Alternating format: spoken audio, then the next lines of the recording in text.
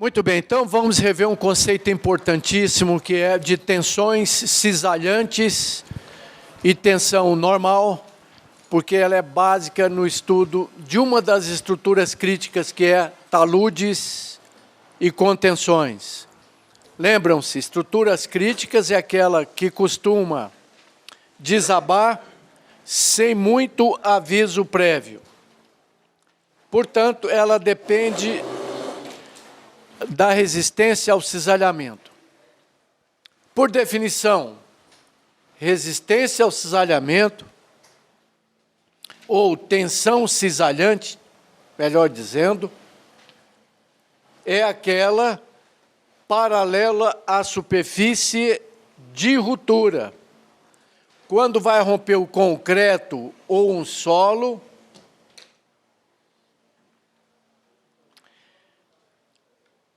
é de muita importância, nesse caso de ruptura de concreto ou solo, de uma tensão paralela a essa superfície de ruptura, chamada de tensão cisalhante, designada internacionalmente por tal. Essa tensão cisalhante que faz desabar, ou seja, ela está puxando a massa de concreto ou de solo, é chamada de tensão cisalhante atuante. Aquela que depende do peso, depende de uma obra que vem em cima que faz cisalhar. Em contraposição, nós temos a tensão cisalhante resistente, que segura a massa de solo ou de concreto para não desabar. Então, uma puxa e a outra segura. Entenderam? Muito bem. Sempre perpendicular a ela, vem uma outra tensão de compressão, chamada tensão normal, muito importante na engenharia. Então, problema quando se trata de ruptura, trata-se então de tensões cisalhantes. Muito bem, essa tensão atuante é um pouco fácil de calcular, porque depende do peso ou das forças que estão fazendo desabar, normalmente do peso do solo acima. A tensão resistente começa a ser possível calculada lá por volta de 1770, quando o Coulomb definiu a equação que permitia fazer isso, que vale a coesão mais a tensão normal menos U, que multiplica a tangente do ângulo de atrito. Essa equação deve-se a Coulomb.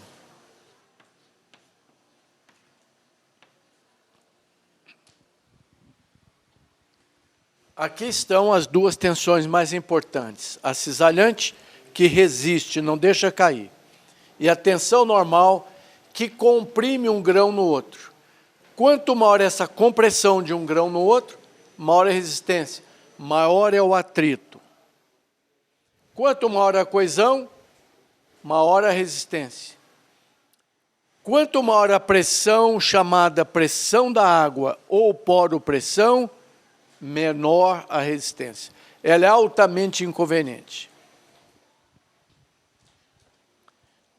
Já foi dito aqui, mas vale a pena refrisar, que esse elemento chamado coesão, ela advém de uma coesão efetiva, que é um fenômeno não muito bem conhecido, que é a atração molecular entre as partículas. Depende da sucção, que é aquela experiência que nós fizemos com o vidrinho, que segura um grão contra o outro. Quanto mais secado o solo, maior essa força de coesão. Se saturar, ele perde essa força toda. Daí, os grandes soterramentos e as mortes por escorregamento de solos e tal, é porque se perde isso aqui na chuva. mais uma parte da coesão chamada devido à estrutura. Então, entre dois grãozinhos de argila ou de silt, existe uma força de atração segundo a lei de Kepler, diretamente proporcional à massa e inversamente proporcional ao quadrado da distância. Existe nas argilas vermelhas uma espécie de um cimentinho, que é óxido de ferro. Por quê? Lá na constituição atômica aqui dentro tem íon de ferro. E a terceira é uma força como se fosse uma cama elástica prendendo um grão no outro, chamada de sucção. E ela depende fundamentalmente da quantidade de água.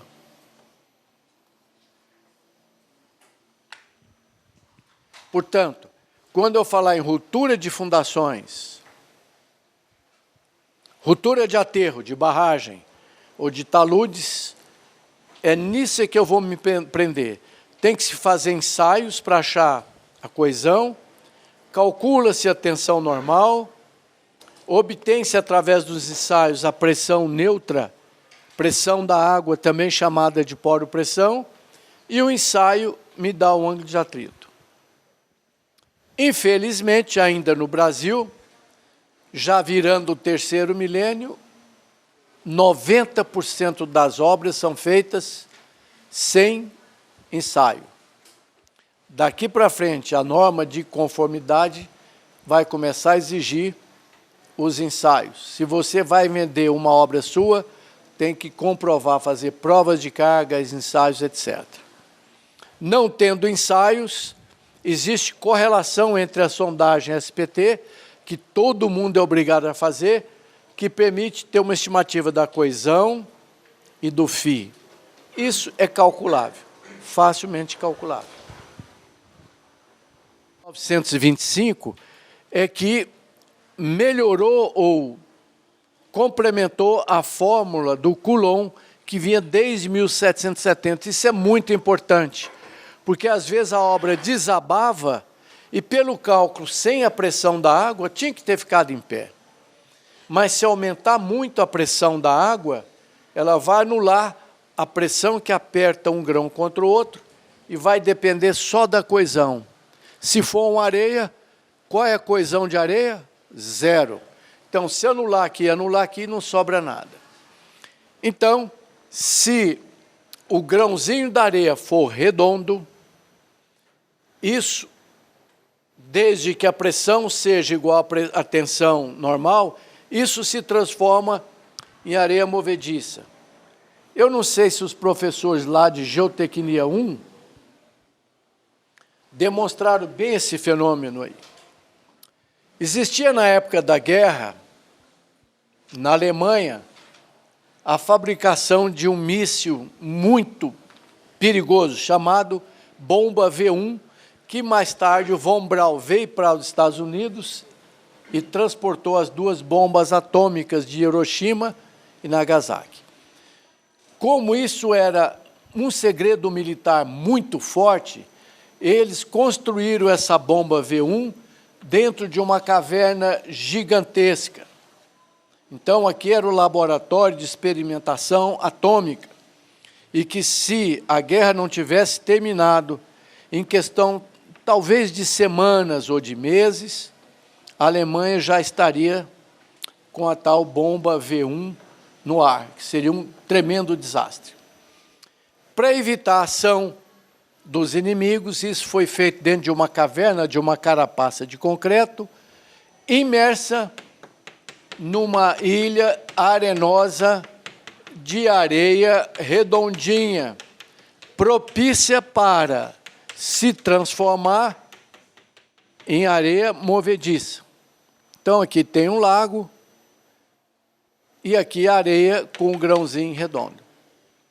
De tal forma que, se por acaso viessem tropas aqui, inimigas, sei lá, tanque, etc., os alemães primeiro passavam, e quando esse batalhão estivesse na região próxima disso aqui, ou seja, da caverna, eles acionavam as bombas e injetavam água aqui dentro, aumentando a pressão neutra, ou seja, a pressão da água. Isso virava uma areia movediça e esse grupo todo vinha aqui para baixo. Muito bem. Toda tentativa de bombardear não surtia efeito nenhum, porque a areia amortecia, ou seja, a bomba explodia na areia. Assim, lamentavelmente, por esse exemplo terrível, se incrementou o estudo da liquefação da areia. Isso depois foi usado no Iraque. Só que as forças aliadas, já sabendo de 50 anos depois, antes de bombardear as casamatas que tinha tanques e canhões, eles molhavam isso com jato d'água, a areia sumia, ou seja, abaixava, e colocava a amostra, a carapaça de concreto, eles bombardeavam, acabou o problema. Muito bem, então, daí a importância da introdução do Terzagh, em 1925, do efeito da pressão neutra no solo. Muito bem, então vejamos agora o que interessa, que é a demonstração do que nós já iniciamos na segunda aula, que é a última das estruturas críticas. Uma delas é o talude. Você vai fazer uma escavação de subsolo inclinada na vertical ou não, vai ser obrigatório a escavação de um talude. Muito bem, esse talude pode ficar em pé ou não. Duas fases. Enquanto está longe do processo de ruptura, observe aquela pessoa que a gente fez uma experimentação aqui. É só mesmo o efeito do Poisson, que empurra a cortina. Então, se eu tenho uma carga vertical, tensão vertical, que é igual γH, ela, por efeito Poisson, vai ovalizar essas partículas e vai gerar uma tensão horizontal que, se multiplicado pela área, dá o empuxo. Tensão vezes a área dá força. Essa força se chama empuxo e que pode, inclusive, forçar a cortina de tal ponto que ela desaba. Então, é a primeira fase. Antes de desabar ainda, ela gera o empuxo, que eu disse existem 3 empuxos: ativo, passivo e no repouso. Qual deles é o menor? Ativo ou passivo? Ativo. O nome é errado. Tá certo? Você sabe me dizer por que o empuxo ativo é menor?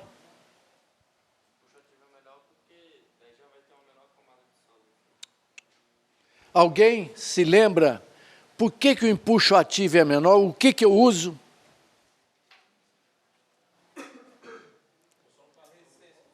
A própria resistência interna do solo. O solo tem coesão, ele não cai de repente. Então, quando essa cortina, ou esse talude tenta movimentar, o próprio solo usa a sua resistência. Se ele não tiver resistência, ruptura, que é pior ainda. Bom, saindo dessa fase primeira, que é só efeito de Poisson, já dito nas aulas passadas, aí vem o segundo, que é o pior, que é a ruptura.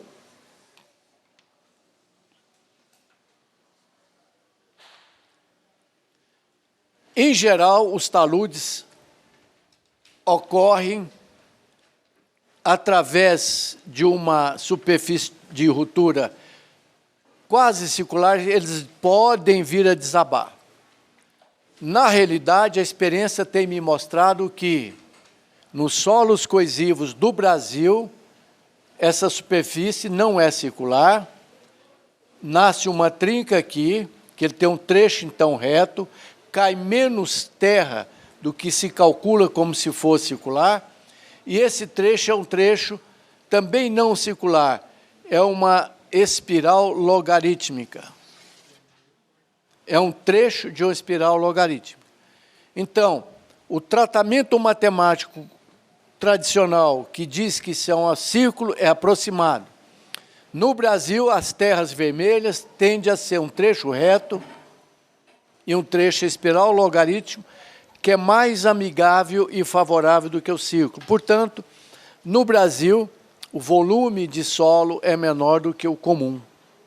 Então, nossos taludes são, quando calculado pelas teorias de Bishop e outras, é mais seguro do que a gente pensa.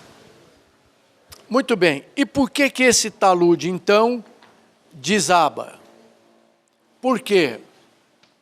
Uma partícula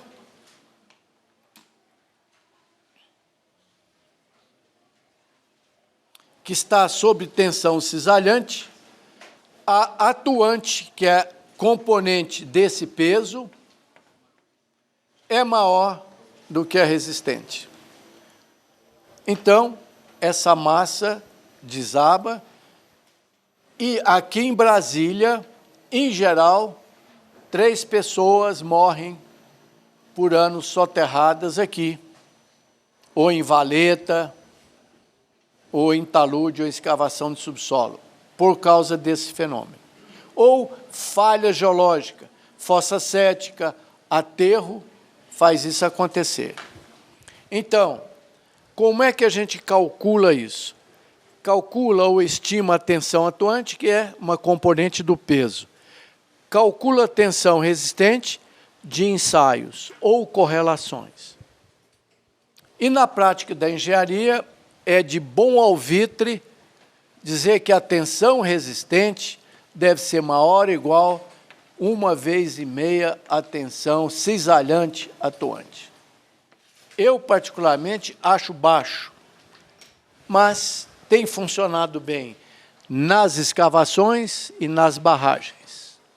Conhecida desaba, mesmo sendo as tais estruturas críticas, sem aviso. Alguns avisos o leigo, o engenheiro não muito experiente, não percebe. Em geral, não é regra absoluta, mas, em geral, os taludes, principalmente em solos coesivos, que é argilas, são as argilas silt, rompe quando aparece essa trinca, chamada de trinca letal, que, em geral, está na superfície horizontal a metade da altura do talude até 1/3. Ou seja, se você vai fazer uma escavação de 3 subsolos, que em geral tem de 9 a 10 metros, fica de olho nessa trinca que vai estar entre 3 e 4,5 metros. Por quê? Essa trinca vai lá na superfície de ruptura. E qual é o procedimento imediato? Colmatar essa trinca com pasta de cimento. Essa também. E, se possível, impermeabilizar aqui em cima com calçadinha e calha.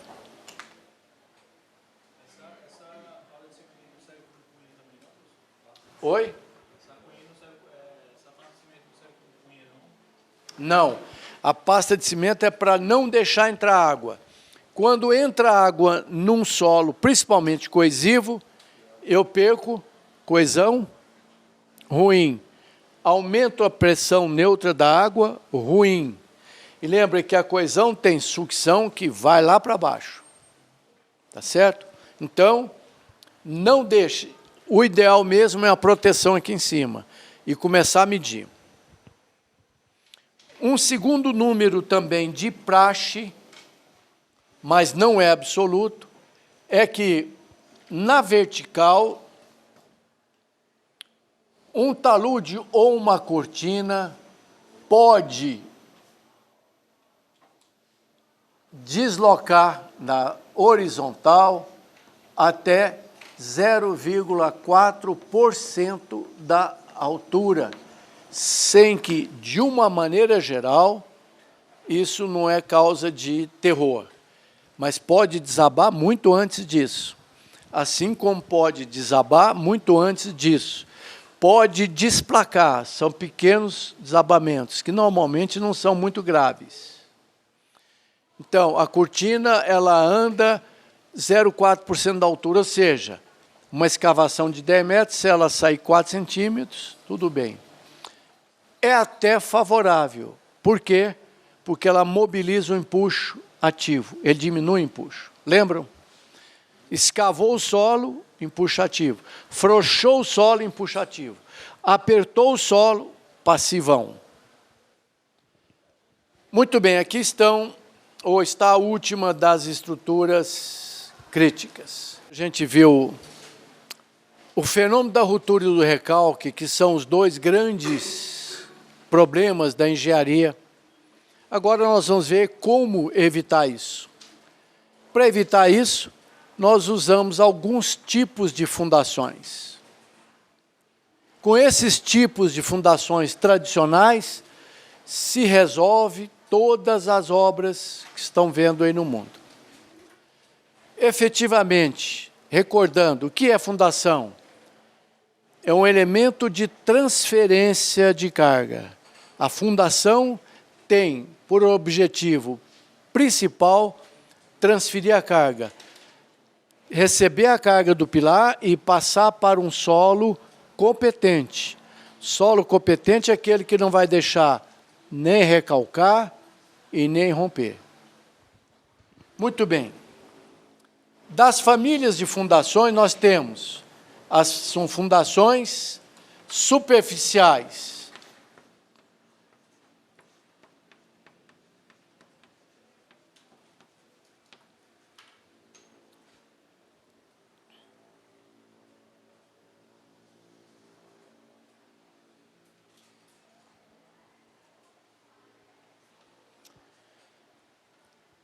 Por definição, são fundações que não transferem carga por atrito lateral, são fundações incapazes ou que não transferem cargas por atrito lateral.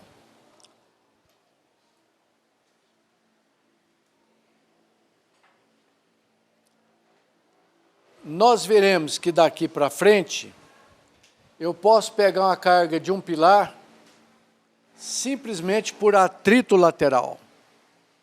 Esse atrito lateral, ele é a própria lei de Coulomb, cisalhante. Porque se eu tiver que romper essa fundação, a ruptura, ou a superfície de ruptura vai estar na vertical. Então, a tensão paralela ao corpo da fundação, chamado fuste, é uma tensão cisalhante. No momento em que a tensão cisalhante, ou seja, a força, o peso do prédio aqui, dividido pela área lateral, que dá a tensão cisalhante atuante, for maior do que a resistência, que é C mais sigma em tangente φ, a fundação vai romper o solo. Ela pode não romper o solo, mas pode ficar recalcando sem cisalhar. Derruba o prédio do mesmo jeito. Muito bem. Então, definição. Fundações superficiais são aquelas que não transferem carga por atrito lateral,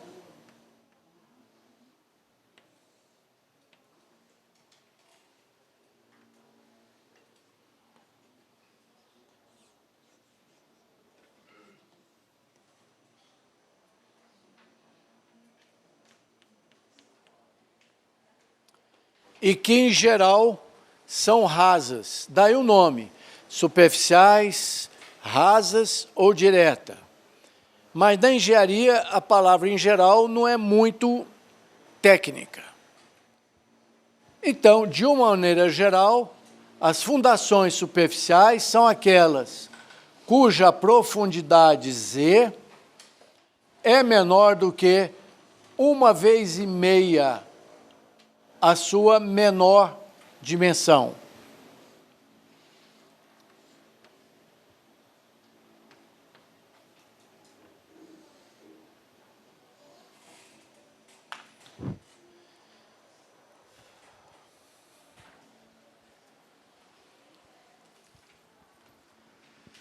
Quando é que você vai usar uma fundação superficial na sua obra?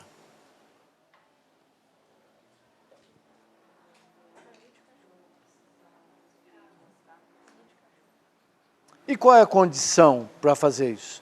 Em todo solo você faz fundação superficial? Não. Tecnicamente, quando é que um solo é chamado resistente?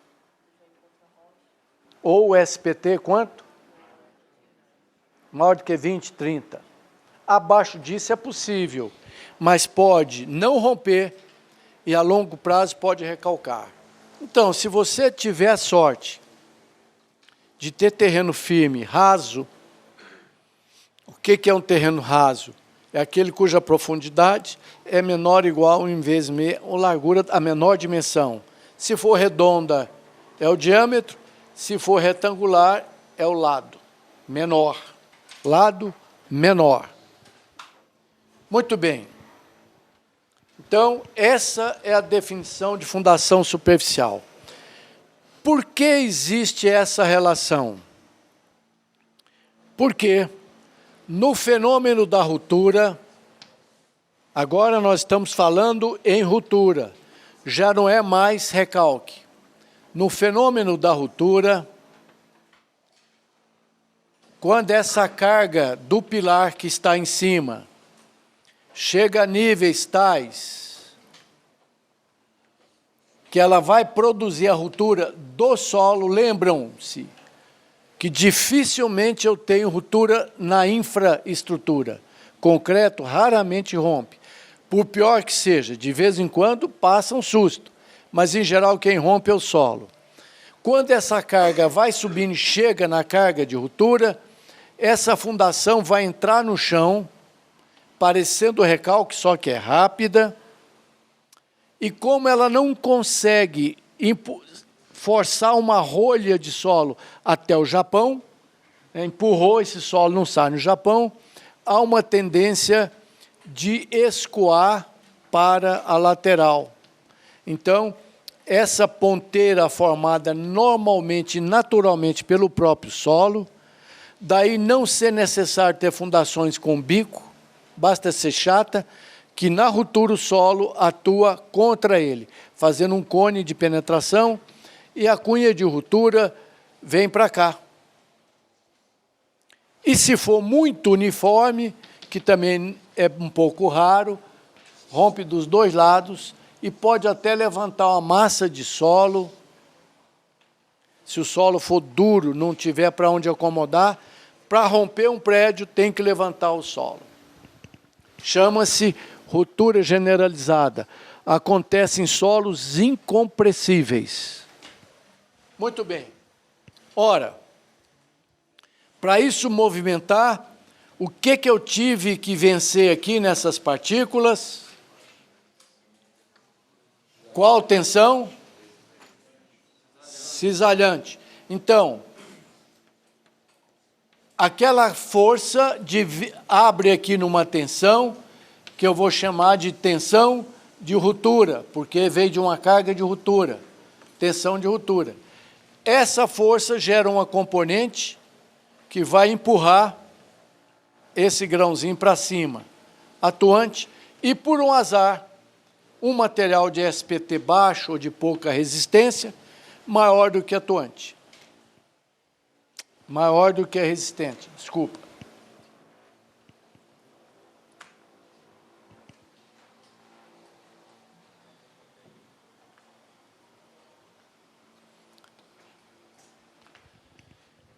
E como normalmente a relação profundidade é menor do que 1,5 vezes a largura, essa força é suficientemente grande para empurrar essa massa e subir até aqui. Ela não volta para o fuste.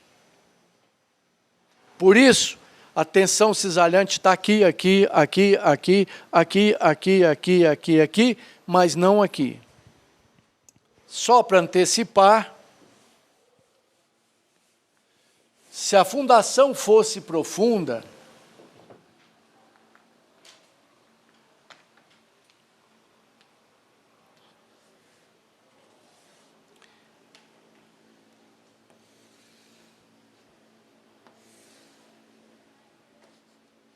aplicada nela uma carga que faz o solo romper,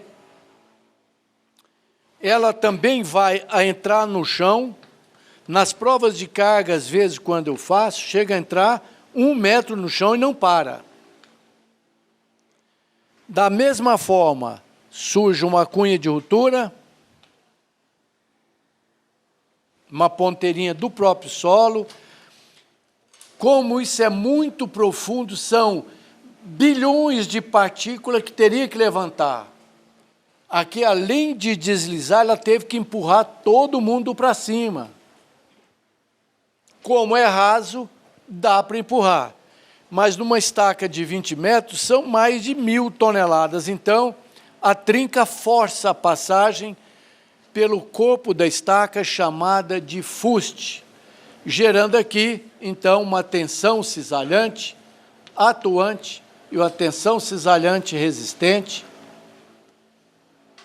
que vai segurar a fundação profunda por atrito lateral e também por ponta. Então, por que numa fundação superficial toda a carga vem para a ponta? Ela não transfere carga por atrito. Por quê? Ela é suficientemente rasa, ou seja, a relação é pequena, dá para levantar um monte de terra. Entenderam? Então, resposta. Por que a fundação superficial não transfere carga por atrito? Porque a relação profundidade-base é pequena, então a cunha de ruptura passa por fora do fuste, porque ela consegue levantar essas bilhões de partículas que estão aqui. Cada partícula dessa sofre uma tensão vertical que é igual γH. Quanto maior H, maior é a pressão. Então, ele tem que levantar isso. Não só cisalha, mas como levanta. Daí, uma das máximas da engenharia. Quanto mais fundo a fundação, mais segura, porque ela tem que levantar muita partícula. Então, para afundar, ela tem que fazer uma força grande. Mas, se ainda assim mesmo profunda, tiver um solo fraco, ela vai romper também bem antes do que se esperava. Então é fácil de entender esse fenômeno.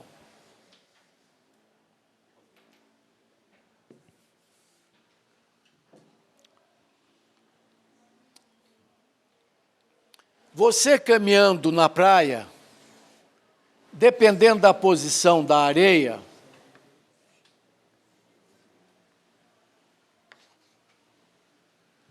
se não andar muito dentro da água, que a areia é compacta, nem muito na margem, que a areia é muito fofa, tem uma certa areia que tem uma resistência chamada capacidade de carga ou tensão de ruptura igual ao seu peso. A mancha de impressão do nosso pé é mais ou menos assim. A pressão inicialmente vai para o calcanhar, depois para os dedos. Então, às vezes, quando você põe muita pressão no calcanhar, pode haver o fenômeno da ruptura nessa areia. Surge automaticamente uma cunha de areia que entra no chão, mas cada vez vai ficando mais resistente, mais dura, ela volta para cá. E não sei se observaram, salta um montinho de areia aqui atrás. Mas crack, salta. Exatamente esse fenômeno da ruptura.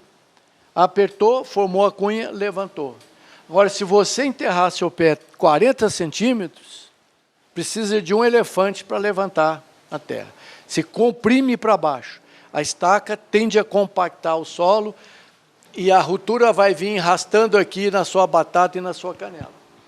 Então, quando a areia tem uma certa incompressibilidade que equivale à sua pressão de ruptura, pula um montinho de areia para cá e, da mesma forma, pularia para lá. Quem tem pé chato sente cócega na sola do pé, que é a areia querendo sair do lado de lá. Entenderam? É o mesmo fenômeno. Então, a fundação superficial tem essa relação pequena que ela consegue levantar lá. Essa fundação é calculada e construída com o nome de fundação superficial, rasa ou direta. Sapatas são fundações superficiais flexíveis que serão vistos ou serão examinadas e calculadas no capítulo próprio. Vai ter um capítulo só, projeto e cálculo de fundações em sapatas. Pois não? Então, nós temos sapata. São fundações superficiais flexíveis. Eu vou explicar depois. Elas são baixinhas. Portanto, pode quebrar por flexão. É uma placa baixa, tem que ter armação. Aí o concreto tem que ser um concreto estrutural, um concreto bom. FCK 20, 25 MPa. Não vou entrar em muito detalhe agora, porque em cada capítulo nós veremos isso de novo. Tem os blocos de fundações.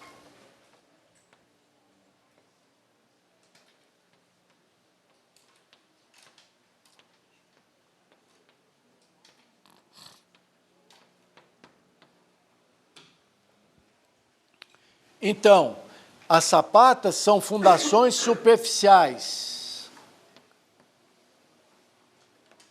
Por ser flexíveis, ou seja, baixas, ela precisa ser armada.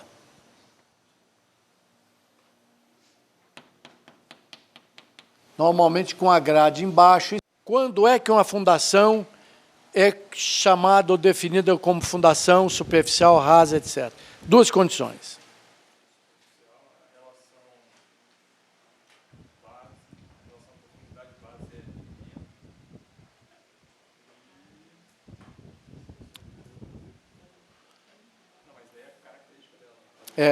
Mas é a condição. Qual é a segunda? Não transfere carga por atrito lateral. Aí, por quê?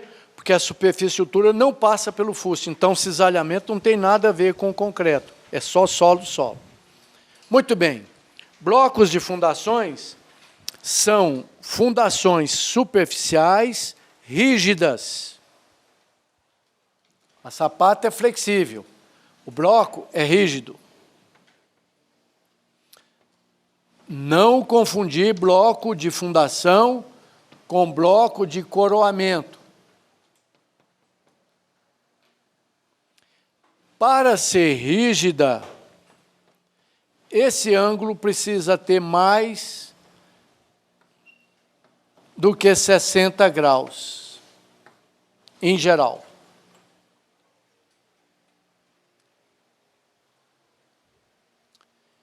Então, por ser rígida, só carga de compressão.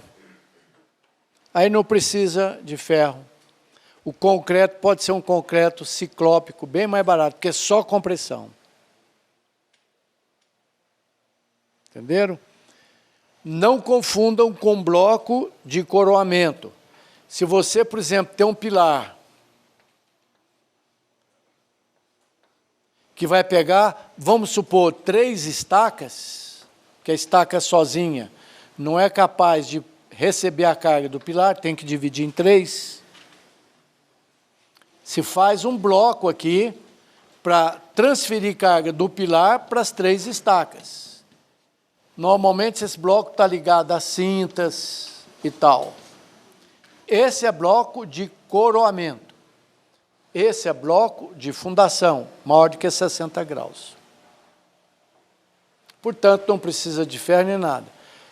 É da família superficial, portanto, a profundidade ZF menor do que 1,5 vezes a menor dimensão, se for retangular, ou diâmetro, se a sapata ou bloco for circular.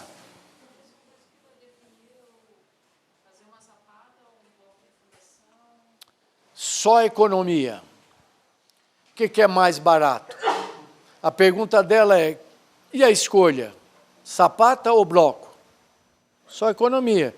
Qual é mais barato? Fazer o concreto de 25 MPa, colocar ferro, vibrar direitinho, ou fazer um blocão concreto de 15 MPa, pode até usar pedra de mão para baratear, mas a gente não usa, porque ela é 7 vezes mais cara do que usar o concreto com brita, mais barata.